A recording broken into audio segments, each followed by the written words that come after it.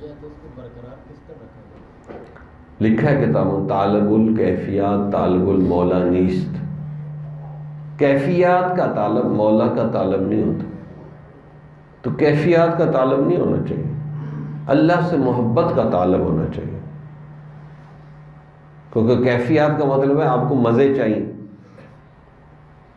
کہ نماز کا مزہ، فلاں کا مزہ آئے یا نہ آئے، نماز تو پڑھنی ہے، تلاوت بھی کرنی ہے، معمولات کرنے. آ گیا مزہ ٹھیک، نہ آیا پھر بھی ٹھیک. وہ استاد جس تنخواہ لیتا ہے اور ایک استاد پڑھا رہا ہے تنخواہ ہی نہیں لیتا، تو کون زیادہ مخلص ہے؟ جو تنخواہ. ہاں، جس کو مزے آئیں وہ تو چلے مزہ آ رہا ہے، جس کو کوئی مزہ ہی نہ آئے تو وہ لگا رہے تو وہ زیادہ اللہ کی نظر میں افضل ہو جاتا. تو مزوں کے چکر میں نہ پڑو. ہمارے حضرت فرماتے ہیں عبد اللطیف بنو، عبد اللطف نہ بنو. مزے کے بندے نہ بنو، اللطیف اللہ کا نام ہے، اس کے بندے بنو. تو اگر مزوں کے پڑو گے پیچھے تو پھر کئی چیزوں میں مزہ آتا ہی نہیں.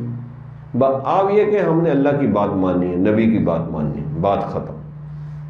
کوئی مزہ آئے یا نہ آئے، بس ہم نے تو اللہ کا حکم ہے نماز پڑھو پڑھنی، دروشی پڑھو پڑھنے، مزہ آئے یا نہ آئے تو پھر آہستہ آہستہ خود ہی آنے لگ جائے گا.